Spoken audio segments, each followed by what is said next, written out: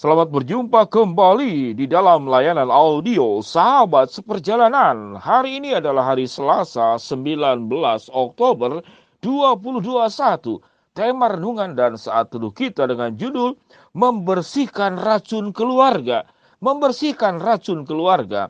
Firman Tuhan terambil dalam 1 Timotius pasal kelima ayat yang ke-8. Demikian bunyi firman Tuhan. Tetapi jika ada seorang yang tidak memelihara sanak saudaranya, apalagi seisi rumahnya, orang itu murtad dan lebih buruk dari orang yang tidak beriman. Mari kita berdoa. Bapa yang di dalam surga, kami ingin memiliki para sahabat seperjalanan, keluarga yang baik-baik dan keluarga yang sehat dan keluarga yang sukses serta keluarga yang berhasil dan memiliki masa depan yang indah. Tolonglah kami Tuhan untuk membuang racun-racun dalam rumah tangga kami. Di dalam nama Tuhan Yesus kami berdoa. Amin. Shalom sahabat seperjalanan yang dikasihi Tuhan. Tema renungan saat teduh kita membersihkan racun keluarga. Mengapa kata racun dimasukkan ke dalam keluarga? Karena ada banyak aspek yang kita tahu racun itu mematikan, racun itu menghancurkan, racun itu menghabisi, racun itu membunuh, racun itu merusak, dan racun itu membuat seluruh kehidupan rumah tangga itu bisa mati dan tidak ada kehidupan lagi di dalamnya. Tentu racun dalam rumah tangga bukan berupa racun-racun kimiawi seperti sianida ataupun racun untuk tikus, racun untuk kecoa atau untuk pembunuh serangga dan yang lainnya. Tidaklah demikian. Namun kalau berbicara tentang racun berarti ada zat tertentu yang disemprotkan, yang dimakan, yang terhisap, yang membunuh baik secara perlahan maupun secara permanen langsung meninggal dalam satu waktu tertentu. Rumah tangga pun, kalau kita berbicara tentang hal-hal apa yang merusak di dalam rumah tangga, maka itu adalah racun. Hal-hal apa yang membuat rumah tangga tercerai-berai, terpecah-pecah, maka itu adalah racun. Hal apa yang membuat rumah tangga tidak ada lagi kedamaian, tidak ada lagi keteduhan. Yang ada adalah rasa panas dan amarah, rasa dengki dan kemudian menghancurkan satu dengan yang lain. Maka itu adalah racun. Jadi apa sebetulnya racun dalam rumah tangga? Racun dalam rumah tangga sebetulnya dimulai daripada racun yang dikeluarkan oleh diri sendiri. Apa itu racun yang dikeluarkan oleh diri sendiri oleh setiap anggota keluarga yang ada di dalamnya? Racun tentu adalah dampak buruk. Dampak buruk itu di dalam kehidupan setiap pribadi masing-masing tentu berbicara tentang karakter, berbicara tentang kebiasaan. Kebiasaan marah-marah, kebiasaan mengancam, sikap otoriter, sikap kekanak-kanakan, licik, manipulatif, suka mengkritik, suka melemahkan, tidak bertanggung jawab, kemalasan. Maka ini adalah bagian ketidaksetiaan, bagian daripada racun-racun dalam rumah tangga. Sahabat seperjalanan yang dikasihi Tuhan, berumah tangga memang tidak mudah. Ada sedikit saja bakteri, itu bisa membuat seluruh rumah tangga itu menjadi berpenyakit dan penuh dengan bakteri. Ada satu jamur saja di tempat di makanan, di tempe, di tahu atau di roti, maka jamur itu akan cepat berkembang biak dan membuat pembusukan yang terjadi di dalam proses katakanlah makanan yang ditinggalkan oleh satu waktu tertentu. Demikian juga di dalam rumah tangga. Kalau kita tidak cepat menyelesaikan gejalanya, maka itu akan menghamiri seluruh adonan, menghamiri rumah tangga seluruh aspeknya sampai pada titik tertentu menjadi sulit untuk dipulihkan dan menjadi sulit untuk kemudian dikembalikan kembali kepada esensi rumah tangga yang sesungguhnya, rumah tangga yang sehat dan rumah tangga yang bahagia. Sehingga sebetulnya racun itu dimulai dari diri sendiri. Jangan kita menjadi ular berbisa yang membuang racun karena ada banyak faktor-faktor buruk di dalam diri kita masing-masing yang tidak diselesaikan.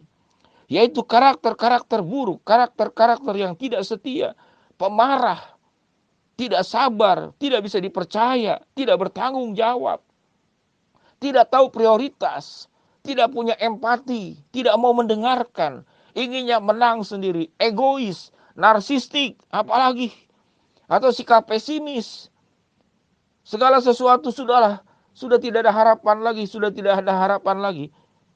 maka semuanya itu adalah racun. Racun di dalam diri.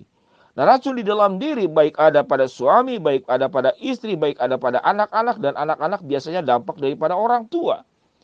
Maka kita harus buang racun itu menjadi fungsi-fungsi yang menyehatkan.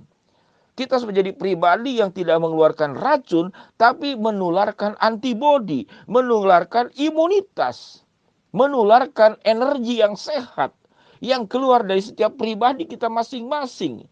Dan firman Tuhan mengatakan, kita harus mengeluarkan buah-buah roh, kasih, sukacita, kebaikan, kemurahan, kelemah lembutan, kesabaran, pengendalian diri.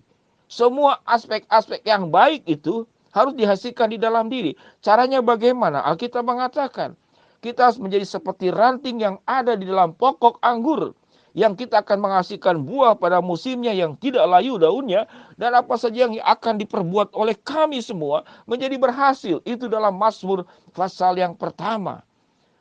Sehingga sahabat seperjalanan yang dikasihi Tuhan, perjuangan kita di dalam membina rumah tangga jangan hanya sekedar untuk kaya, jangan hanya sekedar untuk senang, tapi berjuanglah bagaimana membuang racun dalam rumah tangga. Kalau ada karakter-karakter pribadi kita yang buruk, maka itu adalah racun. Yang meracuni hidupmu sendiri, meracuni orang-orang sekitarmu, merusak lingkungan, bahkan bisa merusak jauh lebih luas lagi. Karena racun itu bisa menguap lewat udara, racun itu bisa masuk ke dalam cairan, racun juga bisa masuk ke dalam makanan, racun juga bisa menempel di pakaian. Racun juga bisa melakukan segala macam pemusnahan lewat racun, termasuk dipakai sebagai senjata biologi. Maka perjuangan kita sahabat seperjalanan, jangan dalam hidup kita ini menyimpan racun-racun yang bisa merusak dirimu, mematikan dirimu, mematikan juga anggota keluargamu yang lain. Biarlah kita membawa katakanlah antibodi, membawa imunitas, membawa buah-buah roh. Kita menjadi manusia baru yang diperbaharui oleh Allah, meninggalkan manusia lama yang penuh dengan racun, dan kita menjadi pribadi-pribadi yang diubahkan oleh Kristus. Kita menjadi pribadi yang memiliki karakter Kristus. Kita menjadi pribadi yang memiliki kasih dan kelembutan Kristus. Kita menjadi pribadi yang bertanggung jawab, yang sungguh-sungguh, yang bisa dipercaya seperti Kristus. Kita menjadi pribadi yang suka berkorban, bukan mengorbankan orang lain, seperti Kristus. Kita menjadi pribadi yang apapun yang dilakukan, bukan melakukan apa sesuai dengan kehendakku, namun sebagaimana Kristus, kehendakmu yang jadi dan bukan kehendakku. Maka kita sedang membuang racun dalam kehidupan rumah tangga. Kalau itu sudah dimulai daripada istri dan suami, lalu istri dan suami menjadi istri suami yang saleh, yang beriman, yang hidupnya benar, maka sewaktu kita membimbing anak-anak kita untuk hidup saleh, beriman, hidup benar, menjadi jauh lebih mudah. Mari sahabat seperjalanan, firman Tuhan berkata, tetapi jika ada orang yang tidak memelihara sanak saudaranya, apalagi seisi rumahnya, orang itu murtad dan lebih buruk daripada orang yang tidak beriman.